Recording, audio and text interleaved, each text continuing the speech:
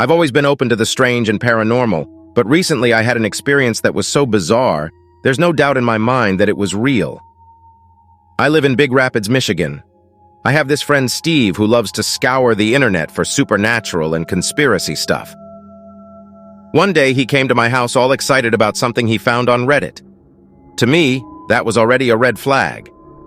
He said there's been chatter about a supposedly abandoned underground military bunker in the Huron-Manistee National Forests. I'd never heard of anything like that and just laughed at him, but he tried to talk me into checking it out. I was skeptical, but he showed me the Reddit thread, which even had pictures from the alleged site. Someone posted coordinates and landmarks in case anyone wanted to look for it. Here's the thing. There were also sightings of a strange creature in the area, and people speculated that it was connected to the hidden bunker. I know your listeners are familiar with the Dogman. There's tons of stories on your channel about encounters all over the country. Michigan is actually known for its Dogman sightings, even in my hometown of Big Rapids. I've heard about it from some of the old-timers, but never seen him myself. The creature that people described sounded a lot like the Dogman, basically a werewolf-type creature. Steve didn't want to go alone, and I finally gave in, as long as treated me to an 8-corner all-meaty from Jet's Pizza. The Huron-Manistee National Forests cover nearly 100,000 acres. Steve followed a map and the coordinates and took us up a trail, but then we took a narrower trail that went deep into the woods. I had no idea where we were and began to worry. As we hiked, we heard rustling sounds nearby. I was a little concerned because there's bobcats and bears in the forest, and I'm pretty sure we weren't on any kind of official trail. I swore I smelled something too, like rotting meat and sulfur. It didn't bother Steve, so I kept my mouth shut. Then we heard something else. I don't know exactly what it was, but it sounded like a hyena, which would be crazy. It was fairly close too. I said we should head back and that this was just a wild goose chase, but Steve insisted we were close and even pointed to a large white pine with carvings in the trunk he was sure the Redditors mentioned. We finally came upon a small hill that housed a concrete door buried under a bunch of foliage. I couldn't believe it, and Steve had no qualms about rubbing it in my face. Still, I was worried about whatever animal made those weird sounds. Steve was only focused on one thing as he pulled open the door and went inside. I reluctantly followed. We used the flashlights on our phones to look around. It was mostly empty, except for some old beer cans. From the outside, you wouldn't be able to tell how big the place was, but as we went further, I realized it was a sprawling complex. There were several rooms, some with old, dusty tables, cabinets, and gurneys. It looked like a medical or research facility. Steve took a lot of pictures. It's clear it hadn't been used in decades, and I couldn't understand how this place stayed a secret all these years. Steve said the Redditors thought the military did some kind of secret experiments during World War II. I would have laughed before, but at that point I thought anything was possible. He was intent on finding something that would prove those theories, but outside of some old, rusted equipment, there was nothing. I was hesitant to go further as the place proved to be quite labyrinthine. Steve made fun of me, but then we heard noises somewhere up ahead. It was the sound of clattering metal like someone was knocking things over. I grabbed Steve and tried to head back, but he shook me loose and called out to whoever it was, taunting them. I thought he was nuts. Then we heard it, that hyena sound echoing in the concrete maze. It grew louder, and for the first time that day, Steve gave pause. That's when we saw it. At the end of a long corridor, a massive figure emerged. The flashlight wasn't strong enough to get a good look, but it was definitely an animal, prowling on all fours. It was huge, with stringy black fur and a wolf-like face. Steve took a picture, and when it flashed, a hyena laugh erupted from its throat as it stood up on its hind legs.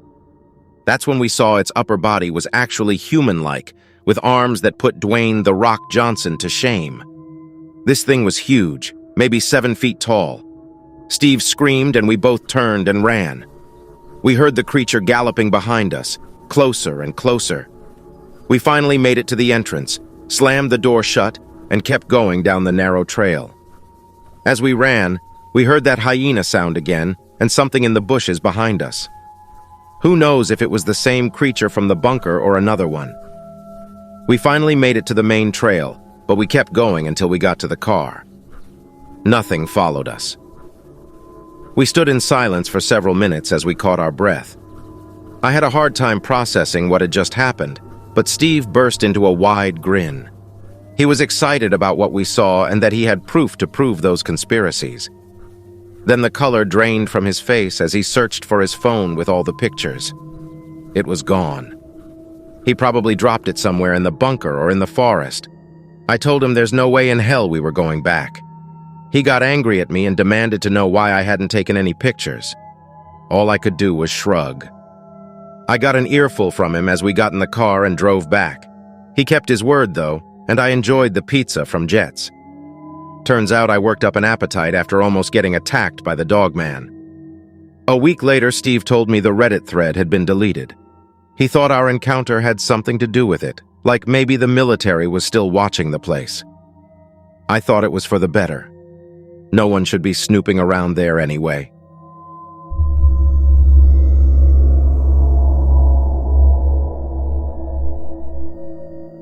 I was a volunteer firefighter for a tiny Midwestern town.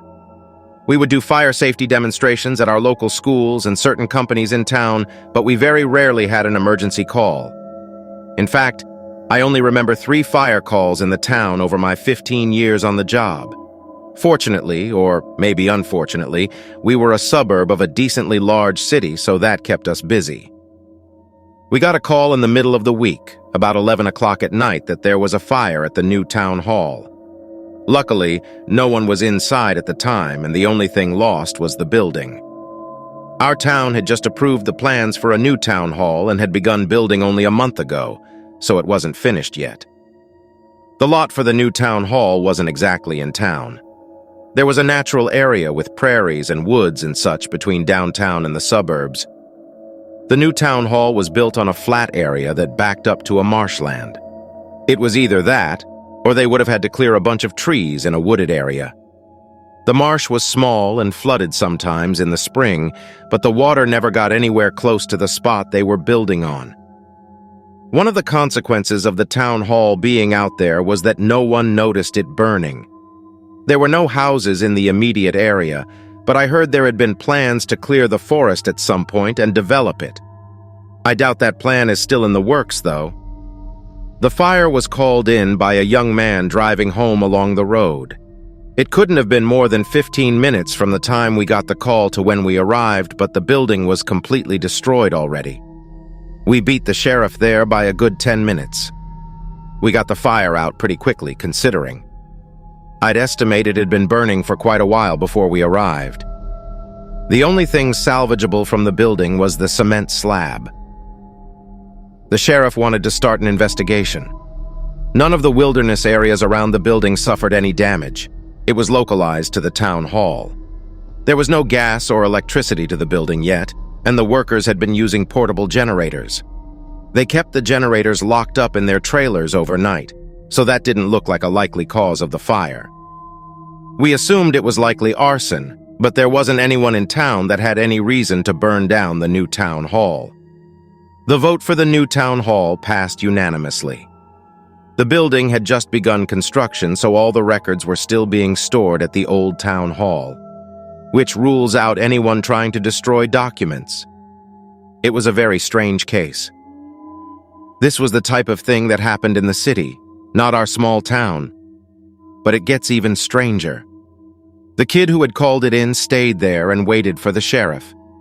He said he saw a man in a cape hanging around the outside of the building when it was burning. He described the person as about 6 feet tall and wearing what looked to be a black cape. He couldn't see the face at all, but said they had glowing red eyes. Both the sheriff and I looked at each other and tried to refrain from laughing. A man in a cape with glowing red eyes? Is Dracula our arsonist? I couldn't believe it. The sheriff asked the kid to take a drug test. He agreed and was still adamant that his story was true. That there was a man out there with glowing red eyes, and he last saw him headed towards the marsh. I helped the sheriff rope off the property with caution tape. He decided to start the investigation in the morning when it was light out. As we were making our way around the back of the building, the sheriff noticed footprints in the dirt. I wouldn't have seen them in such dim lighting, but maybe that's why I'm not the county sheriff. I told him they were probably our footprints, since we had been around this side of the building to put the fire out. But he stopped me and said, "These definitely aren't yours unless any of your guys were barefoot." Maybe that kid did actually see someone, but that begs the question. Who on earth is out here barefoot and dressed in a cape setting things on fire? The sheriff tried to get some photos, but they weren't showing up even with a flash. We looked at the camera and it was just a blur. Now, I don't know what made us both turn around and look towards the marsh, but we both did at the exact same time. I can't explain it, but it's like we both just knew something was out there. And something was, in fact, out there. I understood why the kid described the person as wearing a cape. If you didn't see him that well, you would have thought it had to be a long cape wrapped around his arms. But there was a full moon that night, and it gave the sheriff and I enough light to see that was no cape. Those were wings. They were like bat wings. No feathers. And its eyes were definitely red. The sheriff yelled out to the creature, but as soon as he did, it disappeared into the marsh. He and I both stood there with our eyes fixed on the marsh for I don't know how long before I finally spoke. "Are you going to go after it?" I asked. The sheriff said, "Heck no." And that was the end of our conversation. The final results of the investigation were inconclusive, but I know that thing started that fire. I figure that must have been its land or something. The new town hall was moved to another area and we never had any more problems.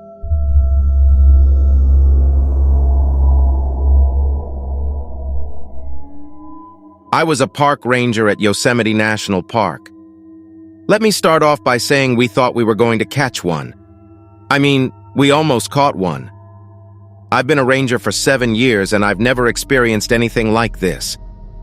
This happened in 2017, and I was working the overnight shift at the Tuolumne Meadows campground during the summer. It was around 2 a.m. when I first saw what I believed was a Sasquatch. It was walking along the Tuolumne River, about 50 yards from the campground. I was surprised by how large it was. It looked like a very large man with long dark hair and a full beard. The creature walked in an odd way, almost like it had a limp or something. It seemed to favor its right leg foot as it walked along the riverbank. I watched for several minutes as it made its way downriver, then disappeared behind some trees and bushes. I went inside my ranger station to grab my flashlight and camera, but when I returned outside, the Sasquatch was gone. I spent several minutes scanning the area with my flashlight but did not see anything unusual. After work that night, I reported what I saw to another ranger who worked at Tuolumne Meadows overnight that week, but he told me he didn't see or hear anything unusual during his shift that night. He said there were no other reports of anything in the area that summer, so he didn't believe me at first, but after hearing my story, he agreed to spend his next shift patrolling the area where I saw it. That next night, my fellow ranger ended up seeing it around the same time at night. It was approximately 2:30 a.m. Maybe they are nocturnal, and that's why they avoid being seen. He saw it walking along the riverbank, and he also described it as limping. That morning, he walked along the riverbank, and it was sitting there injured and moaning. He quickly returned to the ranger station and got his tranquilizer gun. When he returned, it was still there. This was roughly 5 a.m. in the morning. He kept his distance and shot it with the tranquilizer gun. It was definitely angry when it got hit, and it stood up and took off into the woods. It was moaning as it ran away, but the tranquilizer didn't seem to affect it. My fellow ranger said he chased after it but lost sight of it in the trees. He returned to the ranger station and grabbed a spotlight and went back out looking for it, but never found anything. I have heard stories from other rangers about Sasquatches being seen at Yosemite National Park, but I finally saw one myself, and so did my fellow ranger. I believe what we saw was a Sasquatch.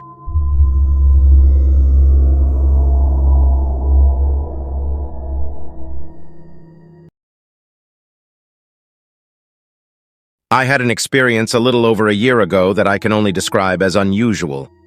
My partner refers to what happened as the incident. We don't discuss it otherwise. In June of last year, I moved to North Dakota to be with my partner. The Badlands National Park was hiring park rangers, so I applied and got the job. It was fun to talk to people about nature and go hiking every day.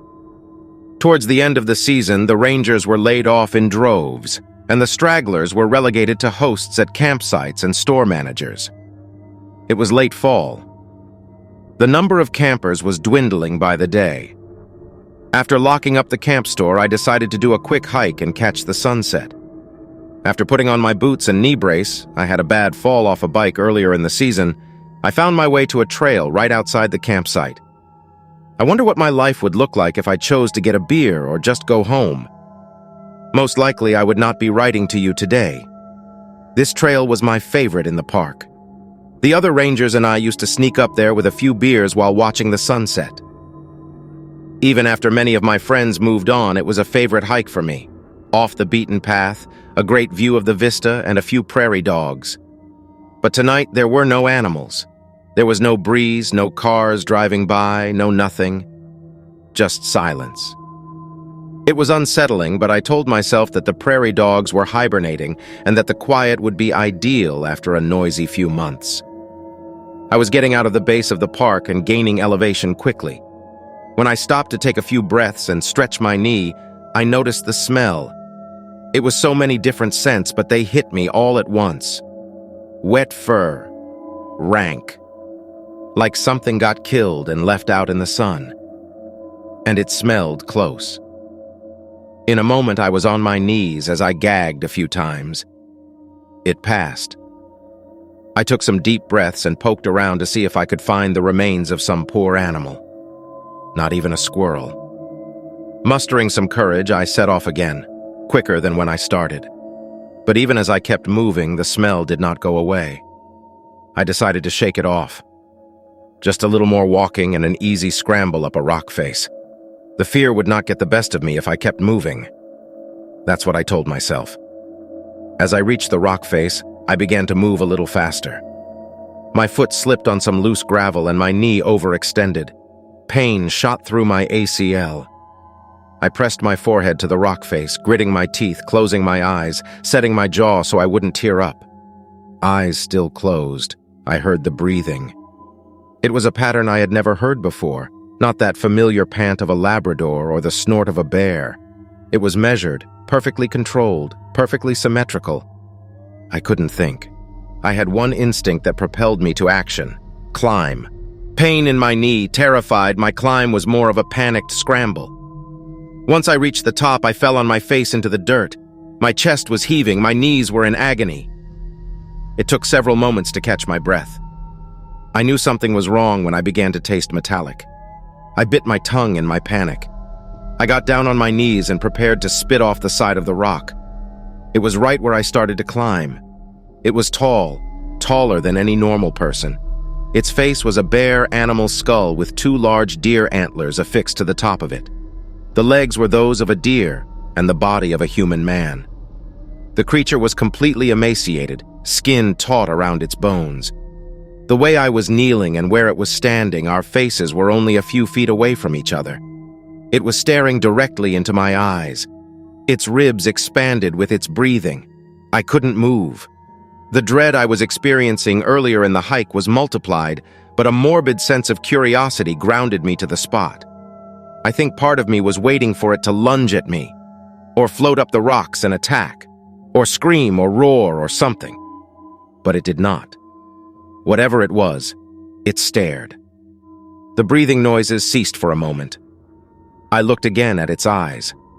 Then in one fluid movement, it clenched its jaw. Blood began to trickle out of its mouth. It bit its tongue. And then it smiled. To any listeners who live in the Dakotas, you may have heard about what happened next in the local paper. The hiker lunatic bleeding from the mouth, limping into a grocery store, screaming about something in the Badlands. That lunatic was brought to a hospital for the night and went to work the next day. At work, the lunatic's boss came in and said thank you for your time and that the next round of employees had been laid off. Maybe the boss apologized and said that some things in the wilderness have no explanation. That you need to keep your wits, or you'll see something you shouldn't. I'm unemployed now, I got bored and started Googling the Badlands and odd experiences in various parks around the country. My best guess is that I narrowly survived an encounter with a wendigo. I still feel the scar on my tongue. I hope my story is illuminating and cautionary to you and your audience. I'm so thankful to know that I am not alone.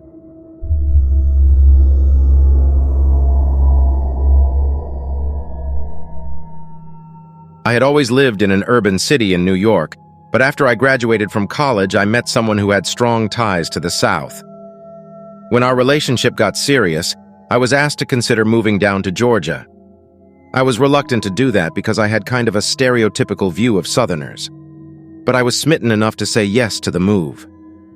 I moved to the outskirts of Savannah, Georgia. There was quite a bit of culture shock, but I gradually got used to the area and fell in love with it. I think I even started to develop a Southern drawl. We eventually got engaged and started looking around at different areas, trying to decide where we might want to buy a home.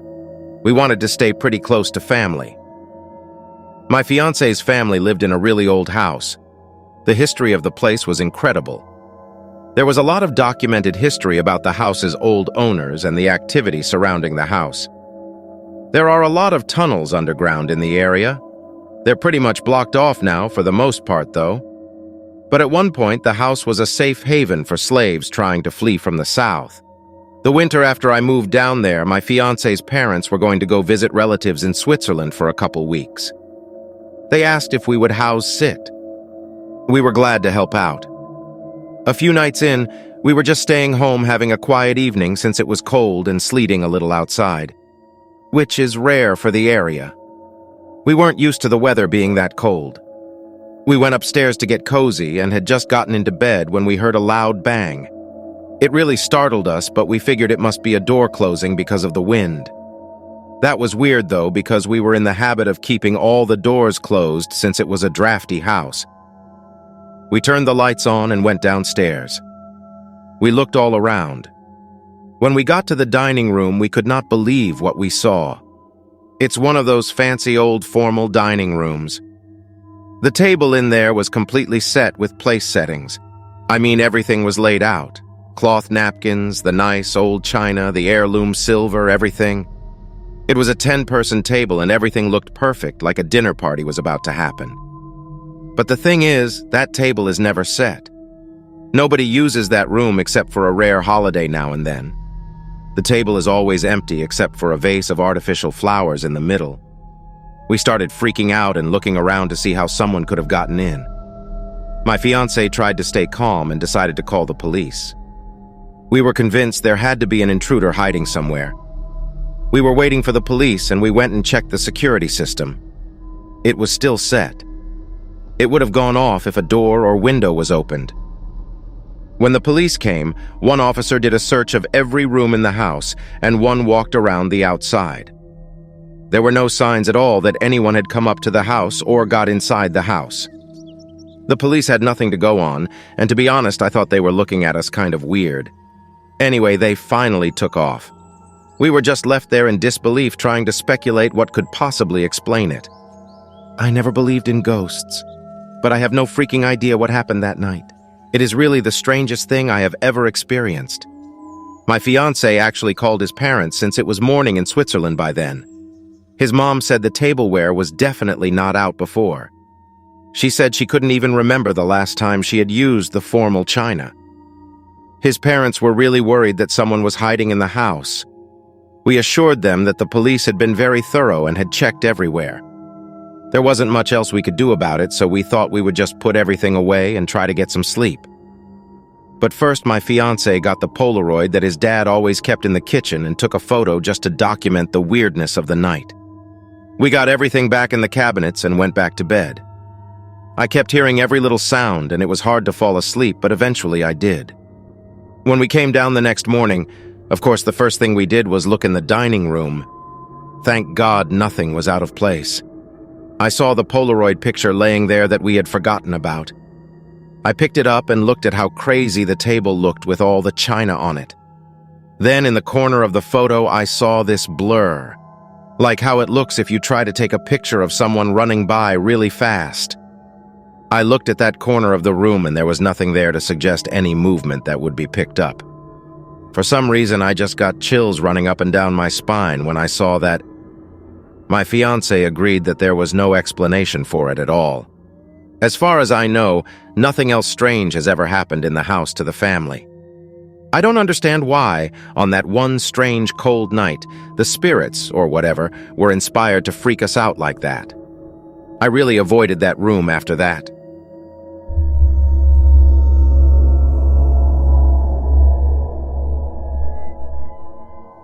I've always thought there were crazy things happening behind the scenes of normal life, and I love that I can share these stories here with you. When I was in college in the Washington, D.C. area, I worked part-time at a country club. It was nice to have extra cash, but also I got golfing privileges with the job. One night, we were closing up, which entailed cleaning the last few things and setting things out for the morning. I was working in the dining room and looking out the window. Outside the room we worked in was a small hill that looked out over the golf course. I saw that my coworker had apparently finished what he was doing and was out there messing around with a club at the top of the hill. The window was open, and I heard him calling down and asking us to come look because he thought he was seeing things. There were around 4 or 5 of us that night, and we climbed up the hill and looked off down the course. It was a typical clear summer night with a fair number of stars out. But one of the stars looked too close and it was moving.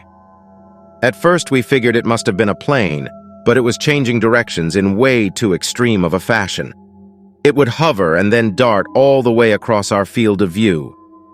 We couldn't tell how far away it was, but we couldn't rationalize how any conventional aircraft could do what we were seeing. After watching it for a good 5 minutes or so, we convinced ourselves that maybe it was just some kind of optical illusion or something. We left the hill and finished closing up. When we were done, we went up the hill again to see if it was still there. It was, and now it was either brighter or it was closer. At that point, we decided we wanted to stick around and watch this thing. A couple of the guys went inside to get food for us, and the rest of us just sat down on the hill and watched. For another 15 minutes or so, we watched it flick from one side of the sky to the other, hover in place, slowly drift this way or that, and generally act unlike anything we had ever seen. And we all agreed it seemed like it was getting closer still. At around the time our friends came back, the light changed. It seemed like it was spiraling. It was definitely getting closer. It seemed to be coming toward the country club. But then it suddenly stopped in midair. Its light got bigger and bigger. It very rapidly appeared to be losing altitude, and then again it just stopped, switched directions completely, and then accelerated faster than anything I had ever seen in the complete opposite direction. We were mesmerized. We ate our food, and when we were done, for some crazy reason we decided to start running toward it to see if we could get a better look. We ran down the hill and up the fairway toward the light. It veered over the woods alongside the course, and we ran after it. At this point, we were running at full speed, and the woods were lit up enough from the glow that you didn't need to worry about running into trees or the underbrush. We were all excited and yelling about what it could be, but I think that was mainly to cover up the fact that we were all actually really nervous, but no one wanted to admit it. All of a sudden, it stopped and zoomed down sort of above us, not directly, but enough to really freak us out. And then it just hovered there. It was low enough now that we could see these 5 red circles on the bottom. There were 2 circles sitting above 3 others, like in a trapezoid shape.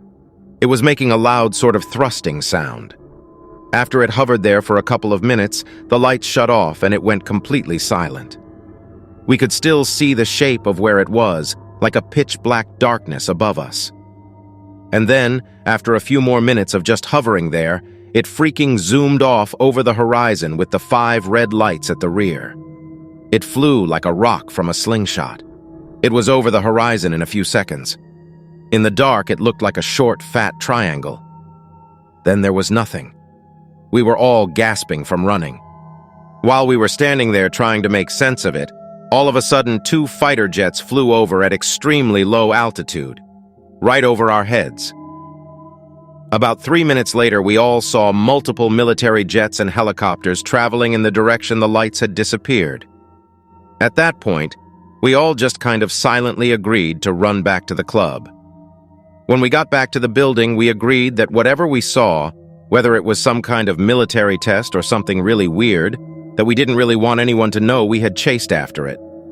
We definitely didn't want to say anything to our employer, so we all decided that we wouldn't talk about it. Of course, we never saw anything mentioned on the news or anything. I've thought about it often over the years. I still keep in touch with a couple of the guys I was with that night, and we all have the same memory of what happened. I doubt we'll ever get any satisfying answers about all the covert stuff that must be going on out there. But I kind of want to see something like that again. I'm always checking out the night sky just in case.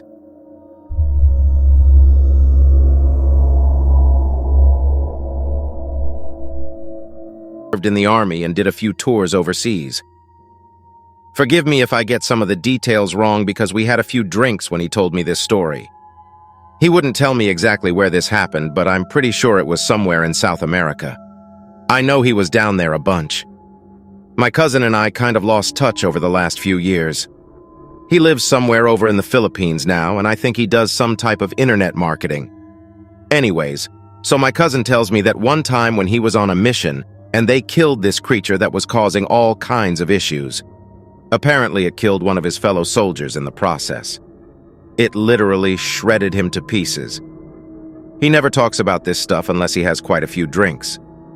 So this one night we were hanging out and he starts telling me this story. He and 7 others get sent to some unknown location that he can't tell me, but he says it's heavily forested. They are to be there for 2 nights and will be airlifted out of there because they parachuted in. They set up camp as soon as they dropped in, and right away something felt really off, he said. Felt like he and the team were being watched, but they couldn't quite make out what it was. They kept hearing something circling them, but could find anything. The first night they were there, they would hear something throughout the night. They would sleep in shifts. When morning came, they started heading out to complete their mission, and that's when all hell broke loose. As soon as they left camp, this thing came out of nowhere and attacked one of his soldiers. It tackled him into the thick brush and was literally tearing him apart. My cousin and the others tried shooting at it, but it was too quick. It would just dodge every bullet. They went to give the fallen soldier medical attention, but it was too late. He was already dead. There wasn't much left of him either. They knew they had to find this thing and take it down before it killed again. They tracked it down to a small cave, and when they went in there, it was like nothing they had ever seen before. This thing was reptilian, like half man and half reptile. It was huge and had razor-sharp claws. It hissed at them, and they knew they were in trouble. They opened fire on it right there in the cave and hit it, causing it to flail all around, and it was twitching and smacking itself against the side of the cave. My cousin said it looked like it was trying to get away from something. Eventually, they killed it. He said it was the craziest thing he had ever seen in his life, and still gives him nightmares to this day. They finished out the mission, but when they were done, they took this thing back with them when they got airlifted out of there. He said that they sent it off for testing. He never knew what happened to it after that and was never able to get any answers. They told me that there are things out there that people don't want to know about and left it at that. So strange, don't you think?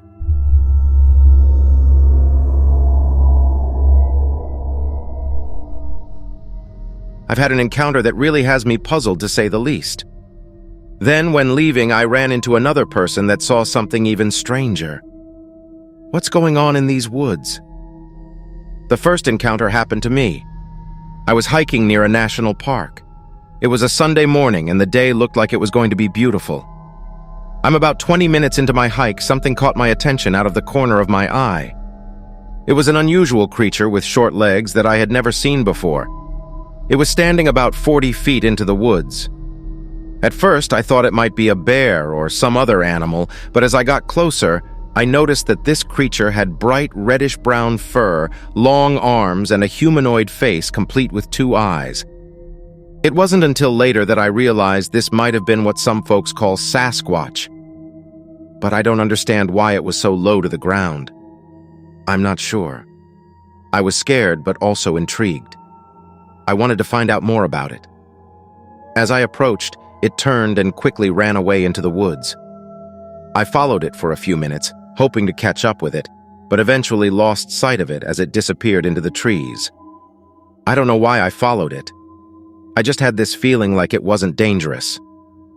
I don't know what exactly this creature was, but it looked kind of like a Sasquatch. All I can say is that whatever it was, its presence left me feeling a bit unnerved and curious at the same time. That same day, I ran into a local fisherman. He told me that he lived near Lake Superior in Wisconsin and was out fishing as usual when he stumbled upon a very large animal that didn't look like anything I had ever seen before. It was walking on land, and it had large teeth protruding from its mouth. It seemed to be hunting for something in the water. I quickly reeled my line in and made sure not to get too close. As he watched this creature from afar, he began to realize that it must have been an ancient creature from millions of years ago. Suddenly, the creature disappeared into the lake, never to be seen again. He proceeded to tell me that this thing in the water was probably about 8 feet long, had this bluish-gray, scaly skin, almost like a cross between a lizard and a fish, an almost human-like face and these massive teeth. I've seen fish before on Animal Planet that have a human-like face, and that is kind of what it looked like. What were these creatures? So strange? Anyways, he said, that he's been back to the same fishing spot several times since but never saw it again. I wish these encounters could be explained. What were they? And how many more stories do people from this area have?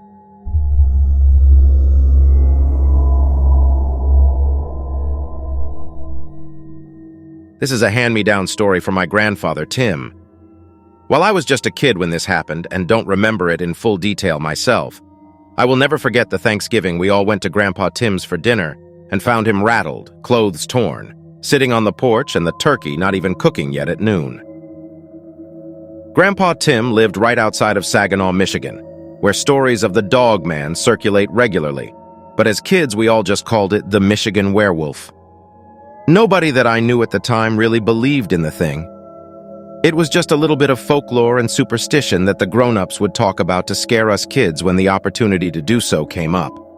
Of course, every grown-up had a tale of a time they'd seen it, but it all sounded like a lot of baloney to me. Thanksgiving 1989, though, Grandpa convinced us all for good that the thing really was real. I remember Dad pulling down the long driveway and Grandpa sitting there in the cold with his shirt ripped open, puffing away on a cigar on the front steps of his house. He had his gun leaned up against the railing beside him and looked like he was on alert, watching for something to come up on us. My mom asked my dad what was wrong with him, and Dad said he didn't know just as we all started getting out of the car. Grandpa looked at us, wild-eyed and rattled, and said, "Get those kids in the house and kids don't come outside the rest of the day." He was really firm about it, and so Mom rushed us all indoors and we sat down. It wasn't long before Mom realized Grandpa hadn't even started the turkey, so she ran in and put it on as quickly as she could. Soon my aunts and uncles and cousins all showed up too. Once everyone was in the house, Grandpa came in and locked the door behind him and proceeded to go around the house closing all the blinds and curtains. Finally, my dad asked what the hell was going on. Grandpa sat us all down and told something had been stalking around killing Grandpa's sheep over the last week or so at night, so he'd set a couple traps thinking it might be a coyote or a timber wolf. He woke up at 4 a.m. to the sound of pained howling in the yard and knew one of the traps had worked, so he grabbed his gun and ran outside, and that's when he saw the Dog Man. He said it stood at least 7 foot tall, upright like a man, covered in hair with the face and head of a large wolf. Its eyes glowed yellow through the dark at him as he came out the back door, and it had the trap in one of its hands, having already removed it from itself. It was furious and came after my grandpa, clawing and grabbing at him. Grandpa had climbed up on top of the house and hit it a few times with the butt of his gun before he finally managed to get a few good shots off. He said he shot the thing at least 3 times in the shoulders and chest, but it didn't seem terribly fazed by the bullets. Eventually, it exhausted itself and took off back into the woods, leaving Grandpa rattled and shaky, sitting on the porch waiting for it to come back. He'd sat outside until everyone that was coming was safe in the house.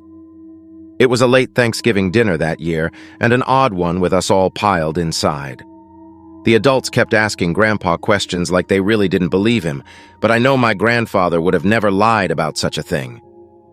Later that year, my parents convinced Grandpa Tim to move to town and live closer to us, so the dog man was never an issue that impeded on family get-togethers again. It's out there, though. I saw the claw marks on my grandpa and the fear in his eyes when we pulled up that day.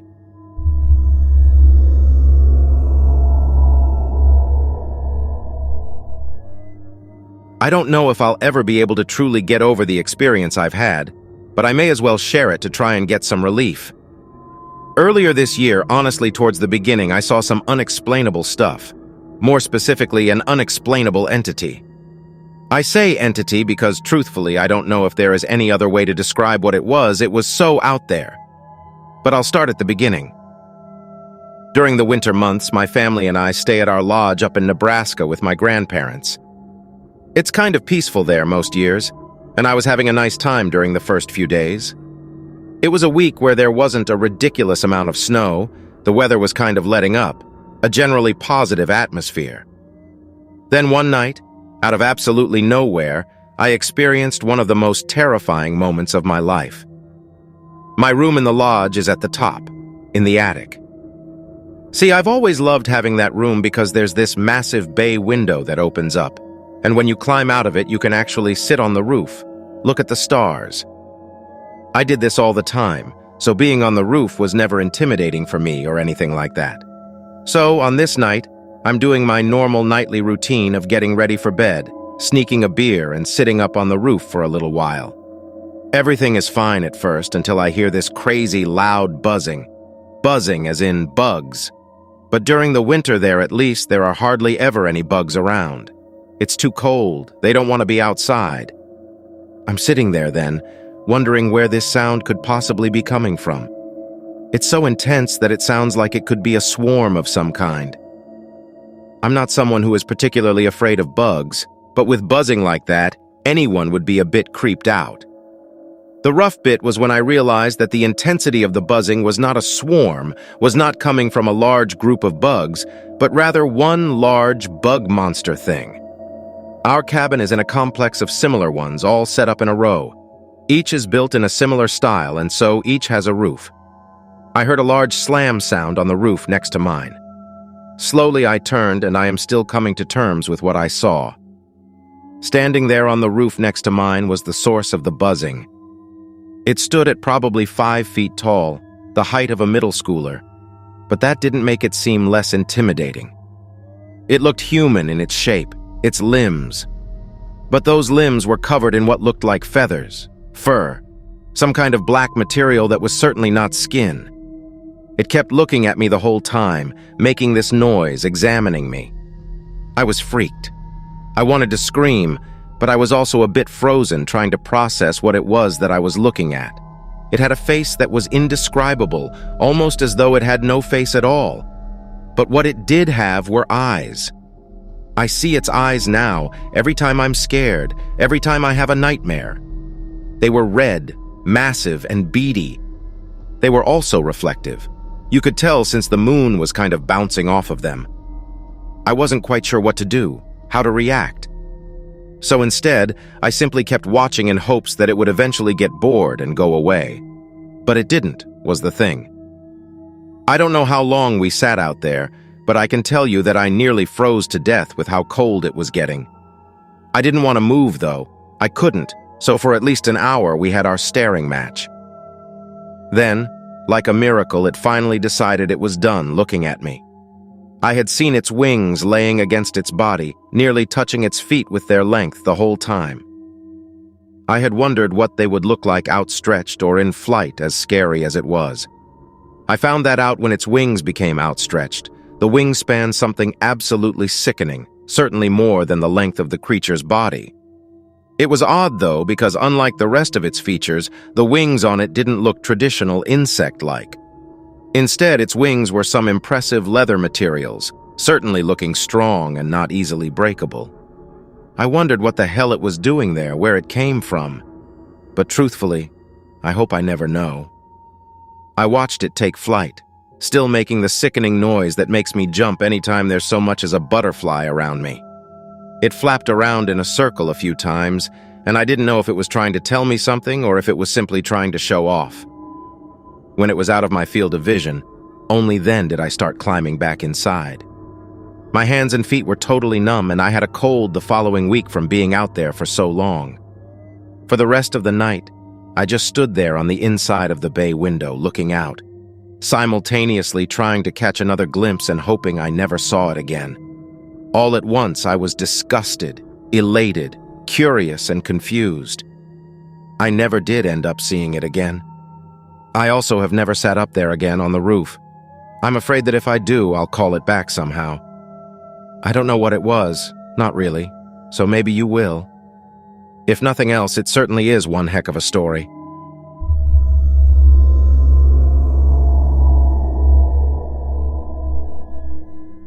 No one wants to be the person with the stick. Working in animal control, just showing up with the pole makes you the enemy of the very animals you're there to help.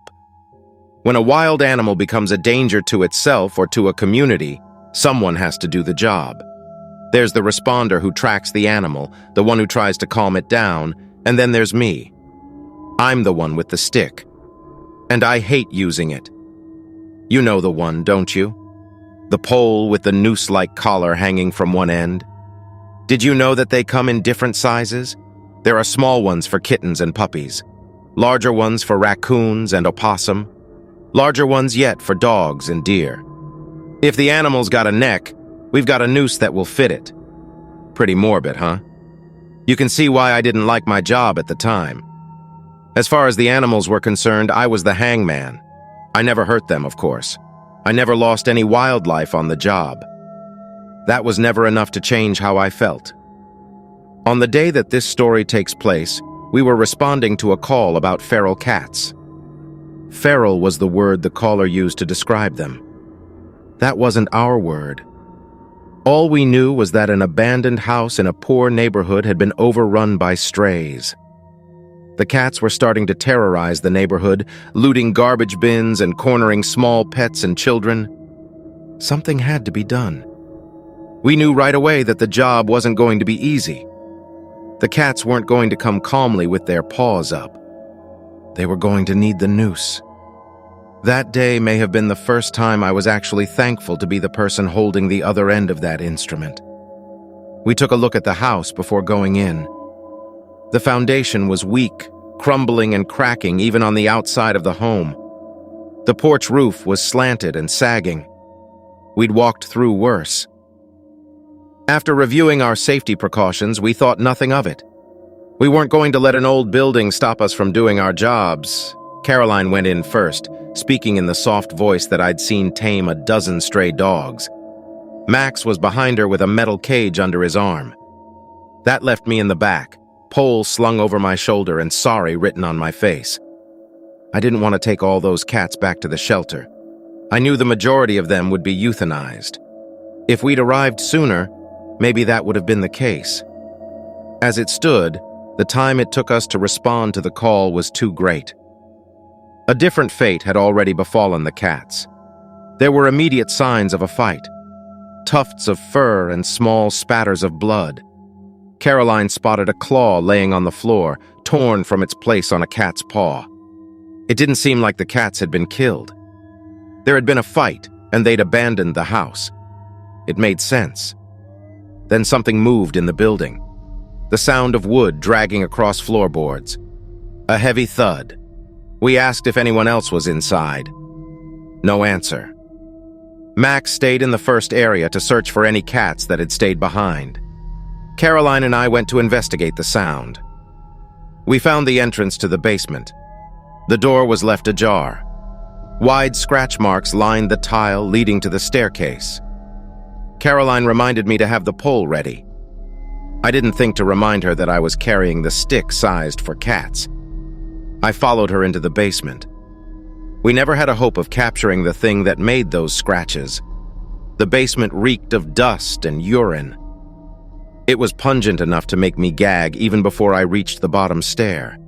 Caroline was made of tougher stuff than me. Her eyes were alert, looking for whatever animal we'd accidentally come to rescue. When I saw those eyes go wide, I knew we'd stumbled into something dangerous. She turned suddenly and ran by me, taking the stairs two at a time just to put some distance between herself and the basement. I wasn't smart enough to follow. Instead, I looked.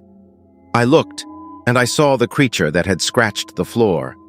I saw the creature that had chased the cats from their den. It was the size of a shepherd, much too large for the small pole in my hands. It was hunched over a mound of rancid meat, rodents and squirrels and whatever else the cats had caught. Its knees bent and its shoulders slouched much like those of a man.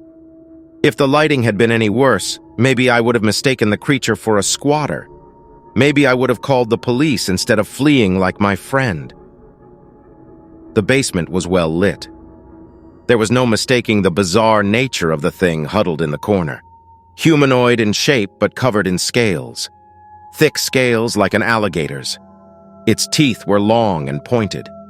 Its eyes blinked with two sets of eyelids, and when it blinked, it saw me. It lunged. I barely had time to raise the tool in my hands. I aimed the stick for the creature's chest, stabbing it down as if I'd carried a lance and not a noose. I saw blood. It fell, surprised either by my reflexes or by reach, and I hit those stairs even faster than Caroline had before me. I slammed the basement door shut and headed for the car where my friends were waiting. Caroline wouldn't speak of it. I told Max what I saw. He didn't believe me. His skepticism was earned when the police arrived. The next time someone entered that basement, the creature was gone. Caroline still calls me sometimes, asking if what we saw was real. I don't need that same reassurance. I don't need you to explain what this thing was because I know it was there. That's all that matters to me. I still have the stick I carried that day. The end of it is still stained with the creature's blood.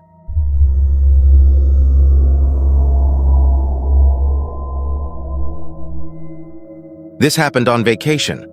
I've heard that we aren't the only ones this has happened to, and that it's happened around other lakes in the area.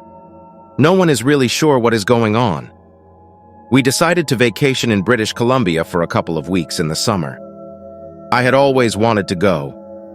I had spent some time in the east of Canada and wanted to see what the western half was like. At first, we had thought about going to Vancouver, but my son found some information on some of the great parks and sites, and we decided to go to Skaha Lake instead. We'd stay at one of the lodges, rent boats or canoes, do a little swimming, and just hang out at the beach. If the beach got boring, then we'd explore the other parks and areas around the lake. It was my partner who decided we should just rent a large RV once we got to Canada and just fly into Vancouver. That way we could explore some of Vancouver and then just drive to Skaha Lake. We'd combine a road trip with a nice vacation. I liked the idea, so we decided on that as our plan and left the following weekend. I found out that the lake was around 4 or 5 hours from Vancouver. So we decided to just stay in Vancouver for a night, explore the town, stay at a hotel, and then in the morning drive on to the lake. Renting an RV was no issue. It worked out pretty easily. We explored Vancouver, ate at a few restaurants, and then stayed the night. In the morning, we piled into the RV, found a grocery store, and then packed up for the lake. There are a few different areas to stay at around the lake. I got a spot that was right on the water. We parked the RV and explored how we could rent canoes or a boat for the day. We ended up going to Skaha Lake Park. They had a great beach, and you could rent canoes there. We spent the first day swimming and hanging out at the beach, since part of our day was already gone. It was the next day that we went back to the park and rented canoes so that we could explore. It was fun. The kids had never canoed before, and neither had my partner. The kids kept forgetting how to turn the canoe, but eventually they got the hang of it after a couple of hours. We traveled around the swimming area, then headed out towards an area where you can see the Skaha Bluffs from the water. We paddled for a while, and we were about half a mile from shore, all the way across from where we had started. That's when my daughter said he paddle hit something. I thought that was odd, because we were far enough out that there shouldn't have been any rocks. But I told her and her brother to turn the canoe away from that spot and just keep going the other direction. That's when my partner called out from the front of the canoe. At first, it looked like the waves were just picking up a little. But as I watched, it wasn't just waves. There was something moving in the water. I could see a slight wake, and some dark came up just a little bit. I paddled the canoe slowly and kept watching, trying to get a better look at what was in the water. At first, I thought it might be an otter or two. They are known to swim in these waters, and that they are apparently quite common. But once we got closer, it seemed way too big to be an otter. Something dark came up, the back of something, and I could swear it was moving the same way a snake moves in the water. At that point, I forgot about paddling and just focused on what was in the water. The wake and the area that came up, it seemed to be as big or bigger than the canoe we were in. It was hard to judge, though, and I don't really have any experience judging things in the water. To me, though, it seemed at least as big as Out Canoe. We sat watching it for about a half hour. Nothing more ever surfaced, but just a tiny bit of what it was. Afterwards, it seemed to dive, and we lost track of it. My partner and daughter wanted to leave the water, so we turned around and headed back to where we got the canoes. I kept a watch out, and so did my son. When we got back to shore, he wanted to go back out again, but my partner said no. We found some rangers at the park and told them what we saw. They said they'd make a report, and that we weren't the only ones to see things in the water, but that most of the sightings in the area were farther north. There was a much larger lake up there, and they had been getting reports of similar sightings for years. It was only recently that people began to see things in the water of Skaha Lake. They weren't sure if it was because people were hearing about the sightings farther north, or if they were actually seeing things in the water. They asked if we were sure it wasn't a group of otters swimming in the water. Otters will apparently sometimes swim in a row, and people can mistake them for a larger animal. I said no, it was definitely not otters, and that the wake being made by whatever it was bigger than the wake made by our canoes. I'm not sure if they believed us, but it did look like they were writing down notes, or what we had just told them. We stayed out of the water the rest of the day, and the next day as well. We decided to go hiking. We tried to get the kids to go swimming after that, telling them that nothing swam in the buoyed-off swim zone. You couldn't even find fish there. The animals knew that's where people went swimming. They never went back in, though. We ended up cutting our stay short and headed back to Vancouver. In the end, we ended the vacation in Vancouver, staying there the rest of the vacation. I felt bad. The kids were really looking forward to staying on the beach for most of the vacation. I don't know what we saw in the water. I don't really know what kind of fish or wildlife really lives there.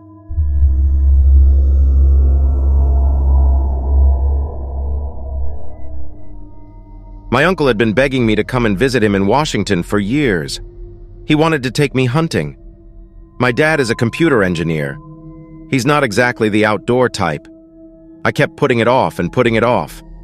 I'm a city person. I'm used to walking to the cafe and getting my coffee, waving to the people out walking their dogs or heading to the train. I don't even own a pair of boots. But then my mom guilt tripped me. She called me every day for a week until I cracked.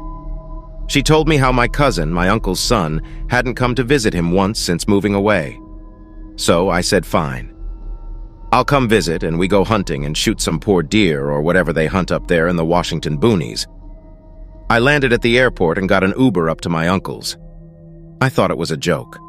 I had no idea he lived like the frontier people in a little run-down wooden cabin right smack in the middle of the woods. He came out onto the porch sipping a coffee. He was dressed like all the hunters I saw on TV. He had a thick hunter's cap on his head and snow pants and a neon orange jacket. He smiled and yelled, "Ready for your first hunt?" He dressed me in clothes like his and pushed me out the front door and toward his big truck.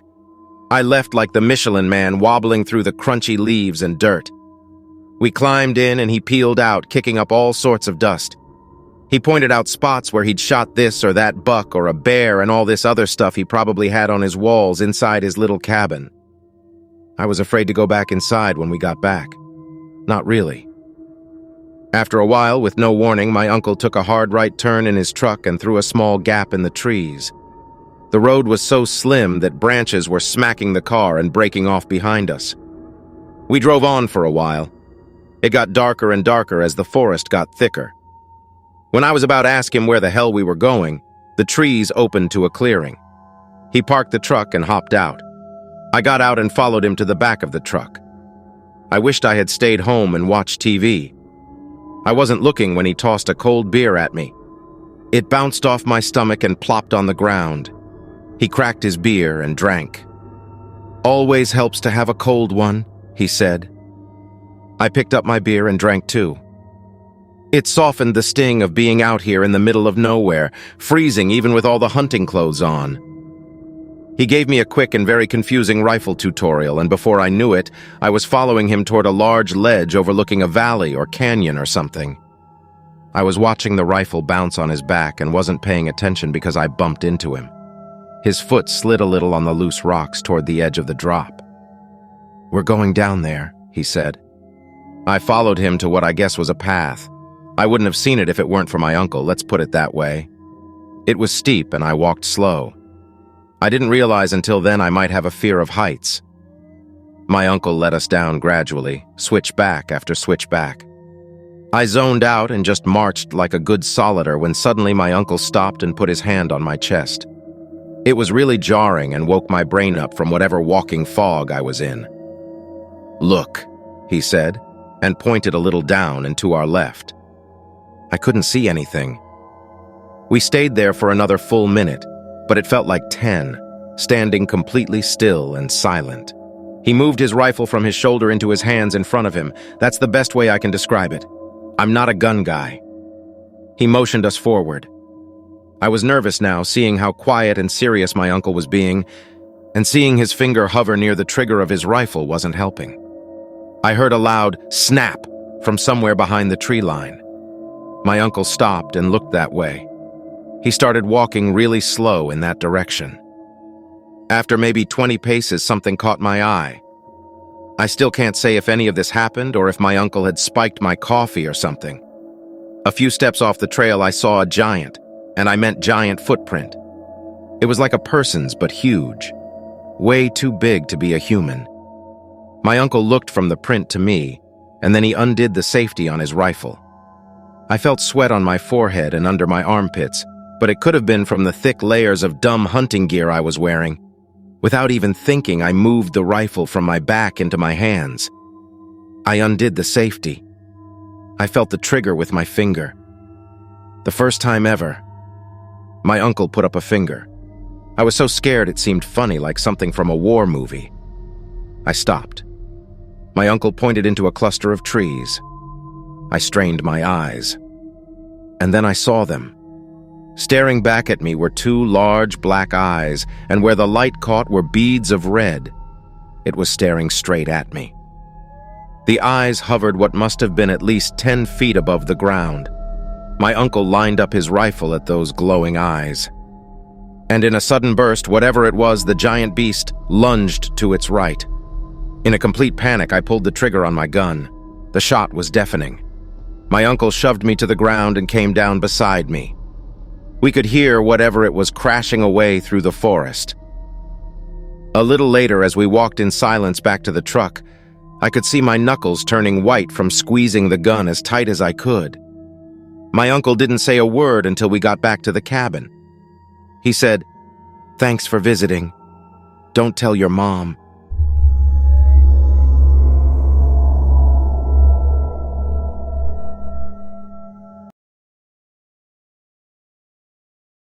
I'm not a professional fisherman, but I like to think of myself as a pro because I take it very seriously and I do it every chance I get. Let's just say I go fishing anytime I'm not at my day job. In a similar fashion, I have fished in many places. But my favorite places to fish are rivers and lakes, and in my state that usually means going to the mountains. I'm very good at what I do. I never come home without some fresh trout in my hand. So when I returned from this particular trip without any fish, my partner was very confused as to why. I've never experienced anything like this before, and I've been to the mountains countless times. I know the wildlife. I know the layout of the land. But what I saw on that trip made me fearful to ever return. It was getting close to late fall/early winter when I decided to take a few days up in the mountains. It's really my last hurrah for the year, and I wanted to stock up for the winter. I took 4 days off, but I only planned to be gone for 2. I love being outdoors, but not when it's frigid, so I wanted to come back home in decent weather. I packed up my things, said my farewells, and I started driving towards my favorite fishing spot. The wind was pretty cold, but the sun was out and shining, and the skies seemed pretty clear. Getting to my favorite fishing area was a bit of work because it's not easy to find unless you know where you're going.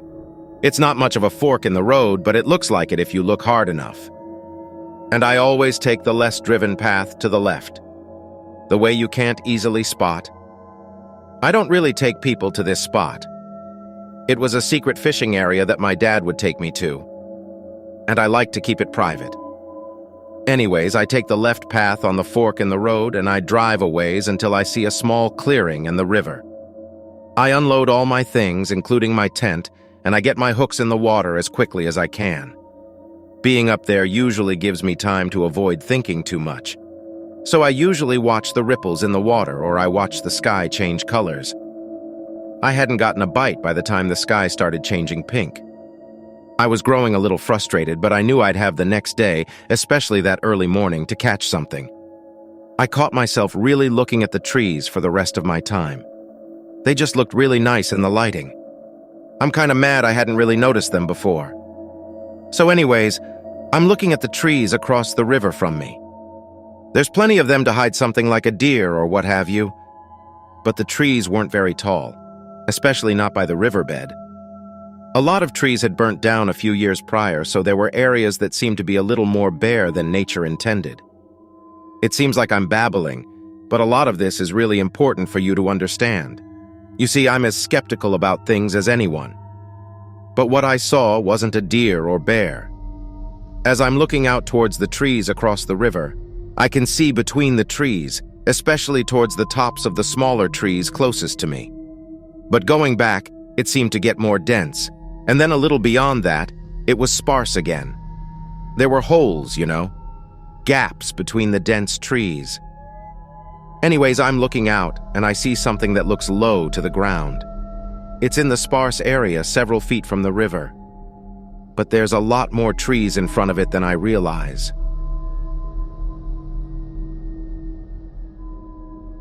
A half an hour passed, she didn't return. Then an hour passed, she still wasn't in that seat. Was my mind playing tricks on me? Was she even really there at all? Time seemed to fly by. Eventually we made our way into Chicago. When I got up from my seat, I could have sworn someone had touched my hair. I looked around, but there was no one near me enough to do that. I kept my eyes open as we disembarked from the train, and as I made my way through the station, I called an Uber to bring me to my friend's house in Canaryville. I didn't have to wait long for the Uber, but I kept looking around trying to see that girl again. The Uber driver made small talk. He was a nice enough guy, but I just wanted to get to my friend's house as fast as possible. I still couldn't wrap my head around what had happened on the train. I looked out the window as Chicago pasted by, taking in the city, the people. We get to my friend's and I pay the Uber. I get out of the car and I feel a cold chill down my spine. I turn around and there she is across the street. Her black eyes staring straight at me and her blonde hair blowing in the wind. I run up to my friend's door and knock as fast as I can. He pulls it open and I almost jump inside his house. I point across the street and tell him what happened on the train in. He starts laughing, but he looks across the street and his face turns white. He sees her standing there, his mouth almost drops to the floor. She turns her head and nods towards us, then just disappears when a car drives by. We both lose it and go out of the house looking around for her. The neighbors look at us like we're insane. My friend goes and asks if anyone saw the girl standing across the street. One of them did, but didn't understand why we were acting so crazy. We stayed up all night talking about it with some of our other friends. We kept looking outside, waiting to see if the girl would show up again across the street.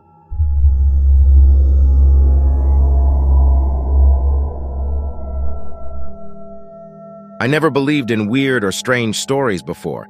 I'd always say that people were making it up or something. That was until something weird happened to me. That changed my life. Now I can't help but think there's some truth in everything people encounter. Details might not be clear or whatever, but it doesn't mean it didn't actually happen. I was riding the train into Chicago. It's a great experience, it really is, and it shows you how people used to travel back before the invention of cars. People make fun of me for how much longer it takes, but it's just the experience of it. There's always a few interesting people on the train as well, and I've spent many hours drawing the different people sitting on the train. It's a great exercise for anyone who's into the arts, and great practice drawing people in motion, learning anatomy. I also like to look out the window at the different stops the train makes as well. During one of these stops, I was looking out the window, kind of daydreaming, not really paying attention to anything.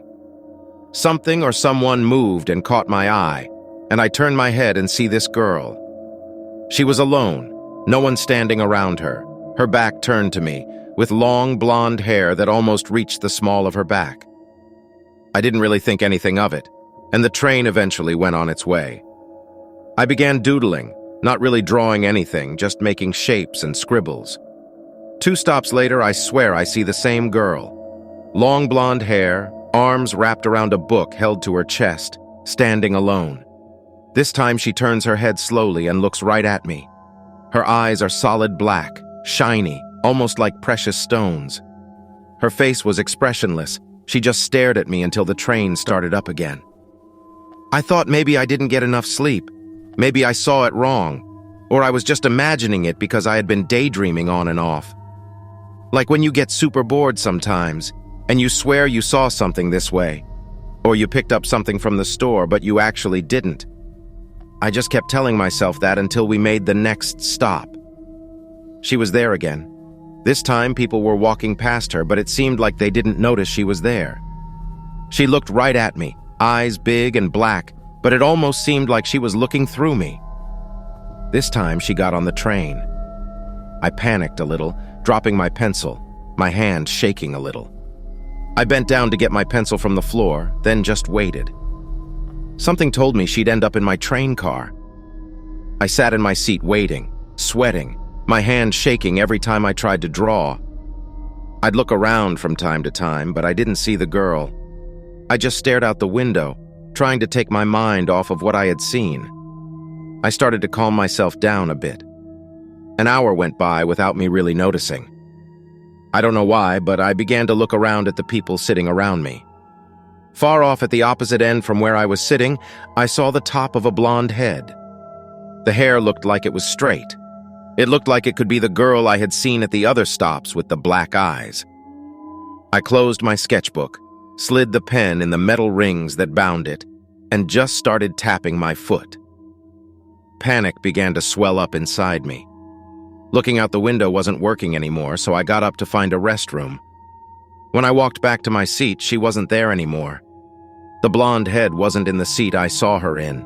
At first, I thought I'm looking at a bear cub, something small and dark, much darker than a deer, and it's not really moving. So that seemed odd. I'm not a scientist, but I do know that bears don't really sit idle.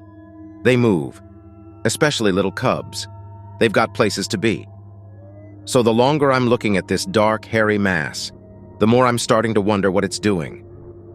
I noticed my fishing pole starts to rattle a little, so I reach my hand out to grab it. As soon as I do this movement, I notice that the dark thing moves.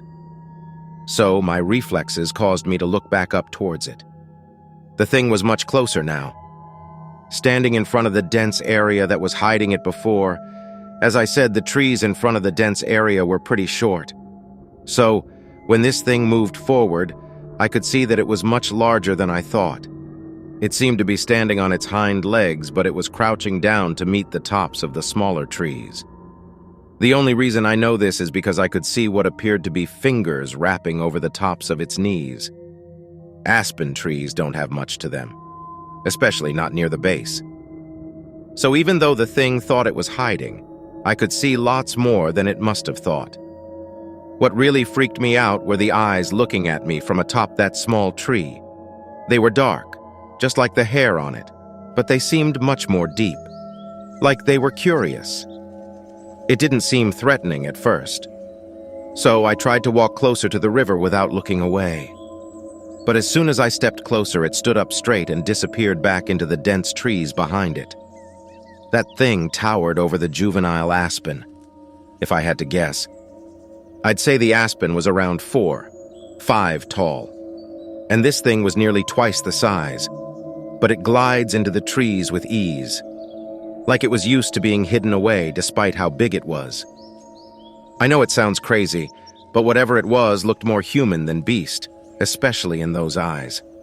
And with that, I decided to pack up all my things and go back home. I didn't even spend the 2 days I had planned.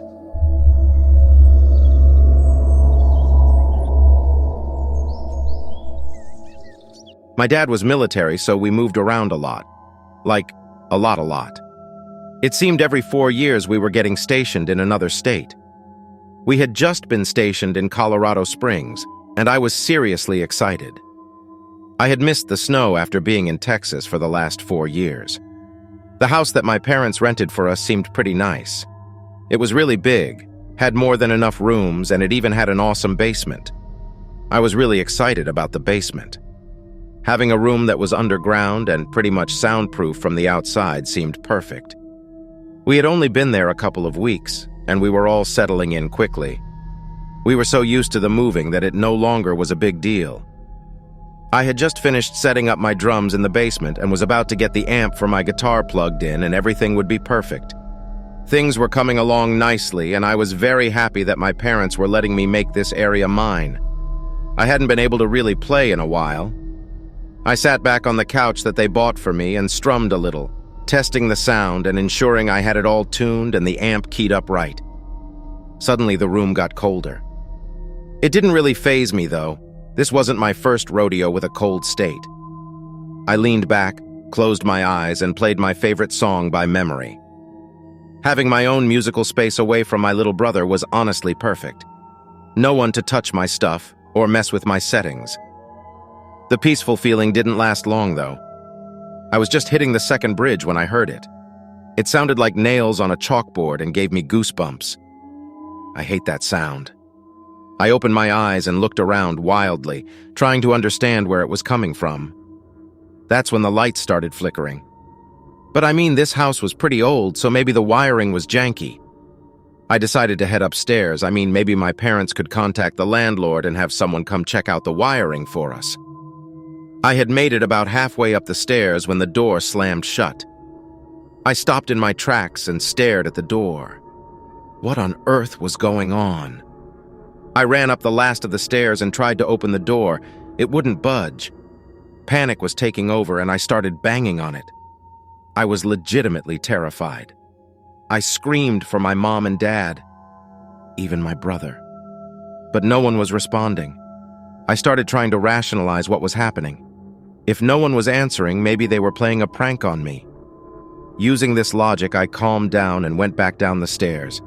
If they wanted to scare me, I was going to act like nothing was going on. I had just started playing again when I started to feel the couch shift. I tried to ignore it, though.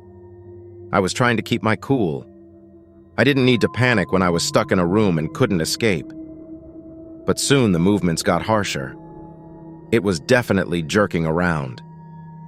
I pulled my feet up on the couch and grabbed the arm, trying to keep myself from getting hurt while whatever was happening happened. I knew this wasn't a prank, but what could I do? The door was jammed and I couldn't get out. So I started trying to talk to whatever was doing this. I told them that I meant no harm, and asked them to please let me out. I only made them angrier. The movements got a lot more forceful, and the lights started cutting out. But that wasn't even the worst of it. The sound was back and 10 times louder. It was so loud that my head was starting to hurt. I started to cry.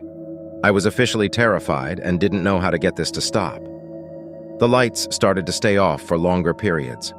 On, off for 30 seconds. On, off for 30 seconds, over and over. Soon the couch stopped getting jerked around, but I kept my feet up. I was hopeful that whatever was happening was almost over. I was so wrong. The next time the lights went out, there was a low growl, and when they came on, there, standing about 10 feet from me, was a teenage girl, probably about 16. She was like mist, though. I could literally see my drums through her. But what really scared me was her eyes. They were like empty holes, pitch black and non-existent, and the blood drenching the front of her clothes. I screamed, but that just made her angry. She turned her eyeless face towards me, and the couch lifted into the air 3 feet before crashing down again. I started crying harder, begging her to stop. She cocked her head at me, and this time when the couch lifted, it stayed. I was floating 3 feet off the ground, watching this thing look at me without eyes. She straightened her head before throwing it back. Across her throat was a huge cut. I screamed out again and grabbed the couch as it fell. The lights began to flicker again, as if I needed any help being more afraid. She was still there, watching me, until the 4th or 5th time the lights flashed. This time when they came on, she was gone. The door flew open, and the room returned to the normal temperature. I looked around the room, trying to make sure I was really alone before standing up. I have never ran so fast upstairs in my life. My parents still don't believe me. No one heard me screaming or begging for help. I never stepped foot down in the basement again.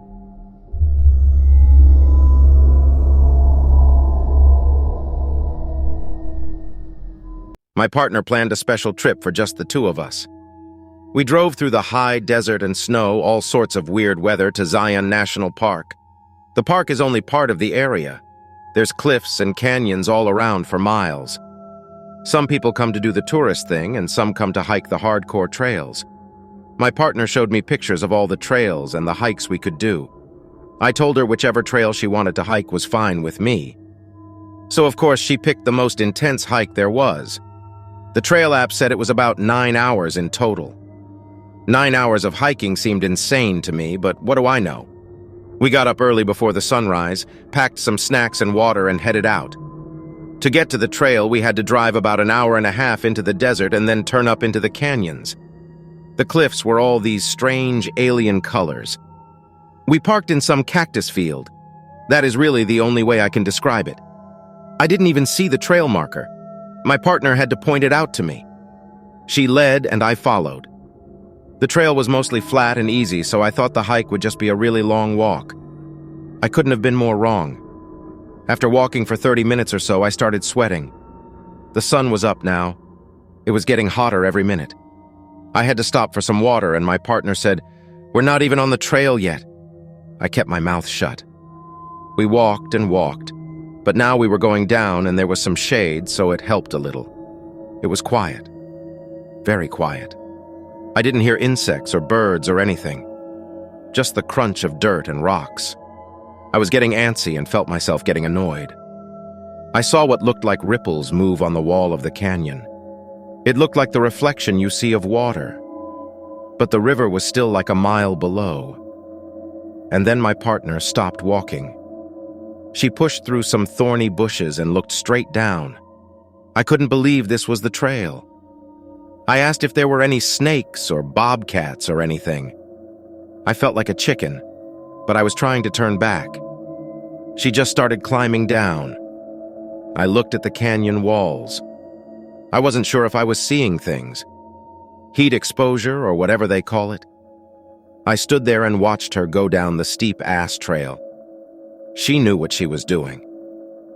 I was looking and focusing on the path she was taking so I could copy her. And then I heard a strange vibrating sound coming from the sky. It felt like it was in the sky. You know those frequencies that you feel as much as you hear? It was like that. I felt the hairs on my neck stand up, and then suddenly the sound whizzed off and over the canyon above me. The eerie silence returned. My partner waved at me. She had made a lot of progress down the trail while I listened to that sound. "Are you coming or what?" she yelled up at me. I started down toward her. It was steep. All the rocks were loose and anything I grabbed was sharp. I was fumbling for a hold when I heard that sound again. I looked up. I didn't see anything, but there was definitely something making that noise. It sounded like a machine, but a machine I have never heard before or since. I looked down and saw my partner looking up at the sky, too. I wasn't hearing things. Good. I think. The sound stopped again. This time it just stopped abruptly, not like the first time I heard it when it seemed to move really fast. I stood there on the side of that trail and found myself unable to move. I had a bad feeling. I don't get weird feelings like this, so I wasn't sure if I should listen to it. I really didn't want to go any further on this hike. As I stood there, all of a sudden the sound returned and was louder than before. Closer. I could feel it. A swarm of flies or insects came out from a hole in the rocks and flew away. It freaked me out. When I stepped back, I swear I saw some kind of glistening reflection moving in that canyon. It was circular and rising upward. I could feel the noise coming that... I yelled to my partner. I was pouring sweat now. My whole body was on edge. She climbed back up to me and took one look at me and believed I wasn't feeling good. I kept my eyes on the sky as we climbed back up the trail. I was watching my partner too to see if she noticed anything. When the ground was mostly flat again, we stopped to drink some water. Before either of us took a sip, we felt that vibration. We looked at the cup, and the water was shaking. We looked at each other, and we both knew. The sound grew louder, and I could feel it in my chest and in my ears.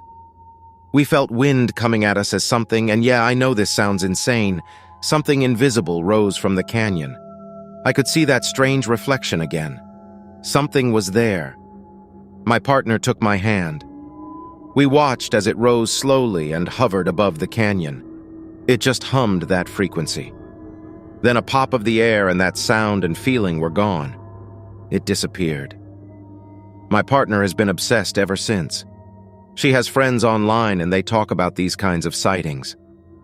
What does it mean and all that? But I've just been afraid. This is the first time I've told anyone about this experience. I can still feel that vibration anytime there's no sound.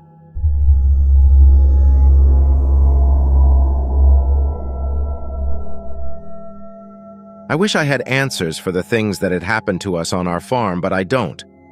No one does. Some things just stay a mystery. And maybe that's the scariest part.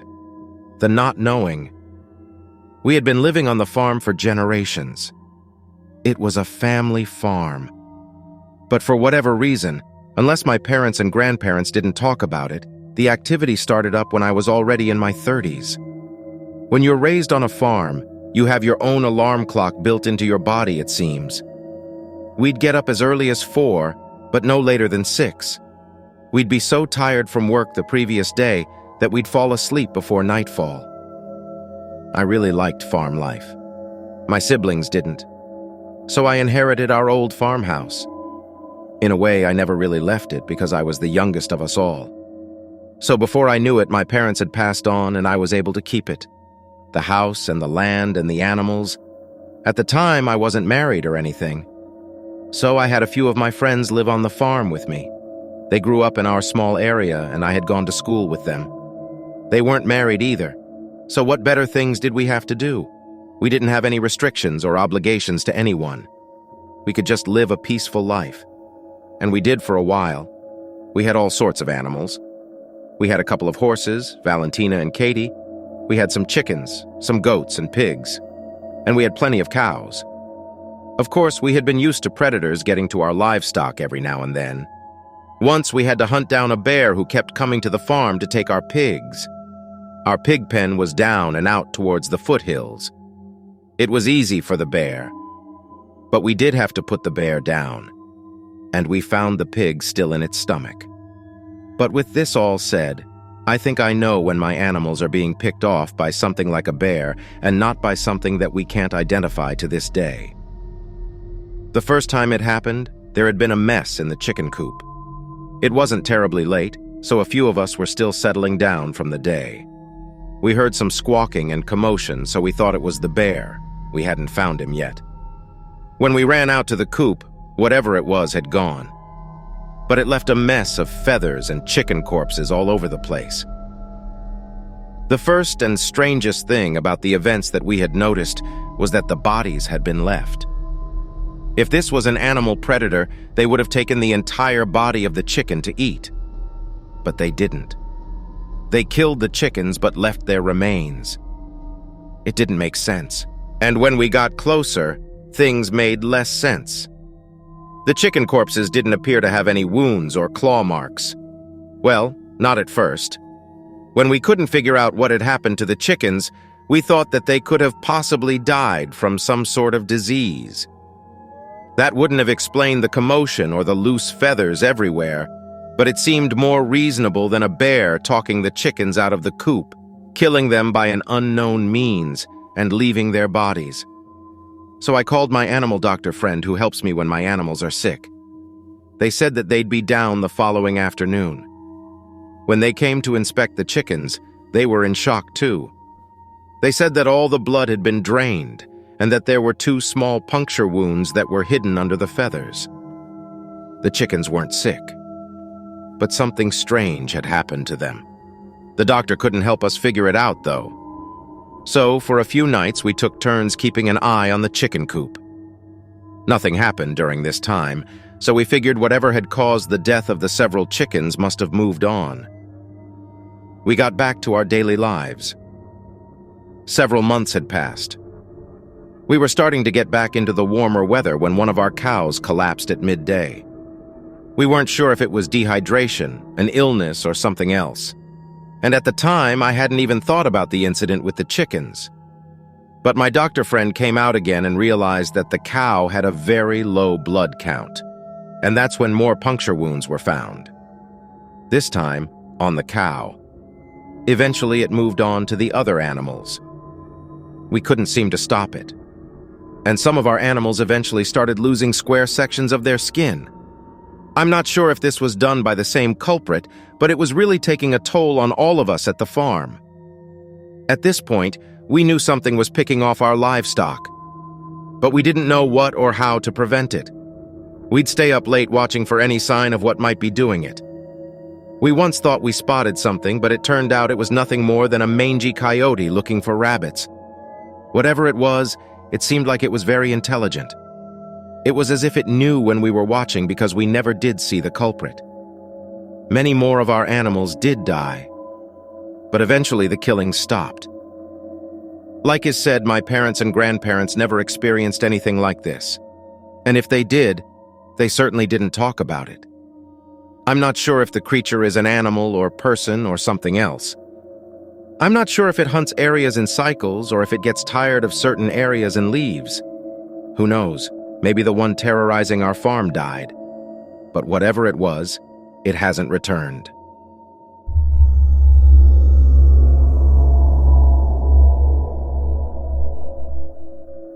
It really happened, even if no one I tell it to thinks so. When I was little, my family and I moved around quite a bit. My dad worked in construction, so we kind of adjusted based on whatever job site he was assigned to at the time. When this story took place, I was around 11. Young, but definitely cognizant, you know? I knew what was normal and what wasn't.